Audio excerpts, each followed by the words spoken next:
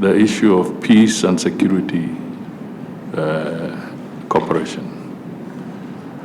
The evolving global peace and security problems have compounded the challenges of our time in Africa. Statistically, as at the end of 2023, around September, over 37 million people had been forcibly displaced in Africa.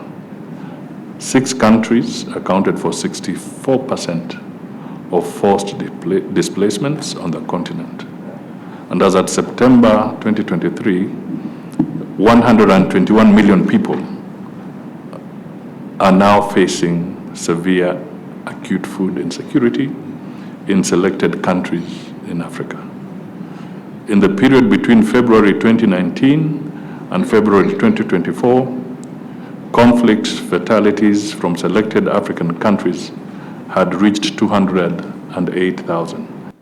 Let me recognize with appreciation the European Union's role in peace and security and governance cooperation under the EU Peace Facility for African-led peace support operations, amounting to over 600 million euro.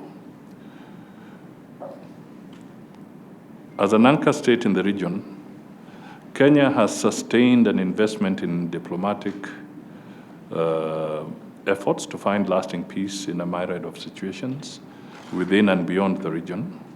Although some of the processes have yielded undeniable successes, challenges remain. I therefore strongly reiterate our call for partnerships with the European Union towards confidence-building measures and urge more concerted efforts towards sustainable peace, security, and stability in the region. The Kenya-EU partnership will continue to be centered in the search for sustainable peace and security in the larger Eastern and Horn of Africa region. These include DRC, Sudan, and the fight against all forms of terrorism and extremism. Your Excellencies, on the Israel and Gaza conflict, Kenya continues to call for an immediate ceasefire and resumption of dialogue to resolve the difficult issues that underpin the current escalation in Gaza. Kenya stands for a two-state solution to the Israel-Palestine problem. On the Russia-Ukraine conflict, Kenya believes in the urgent need for a diplomatic resolution to the ongoing conflict. We call on the parties involved in the conflict to give diplomacy a chance.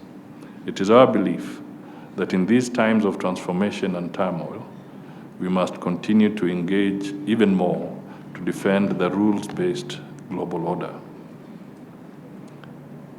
Kenya continues to engage in global peacekeeping operations by the African Union and the United Nations.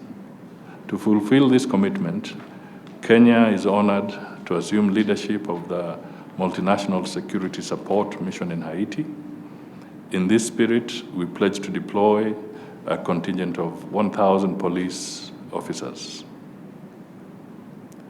If I come back to the region, I also take this opportunity to thank the European Union and its member states in your support towards the African Union Transition Mission, ATMIS, in Somalia, in relation to the restoration of peace, security, and stability in Somalia. Indeed, there has been a great achievement in the resolution of the conflict in Somalia, and we appreciate and thank you for your support. On the Sudan issue, we also wish to note with gratitude that the European Union and France will chair an international humanitarian conference for Sudan and its neighbors at ministerial level around 15th of April in Paris. I commend your efforts in ensuring that there is a flow of humanitarian assistance to the people of Sudan, and we look forward to Kenya's participation at the conference. On South Sudan, we wish to underscore the fact that Kenya has agreed to lead the mediation process to resolve the conflict in the Sudan.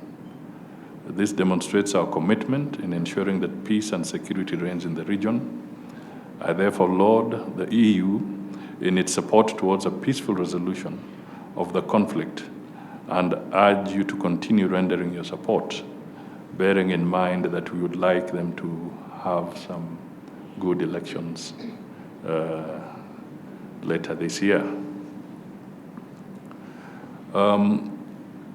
I focused a little bit on all these issues around Africa because we want to just underscore that the crisis is big. We do not want to ignore the global conflicts, but the crisis in Africa is big, and if you're not careful, it could be forgotten.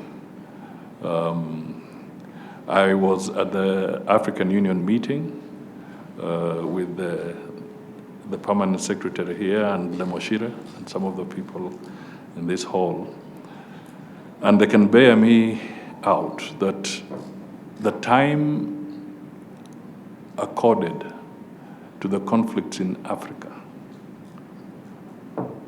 was not proportional to the problem that we are facing. So we are having a situation where Africa itself is not giving attention to African challenges. And that is something that we hope collectively we can start addressing.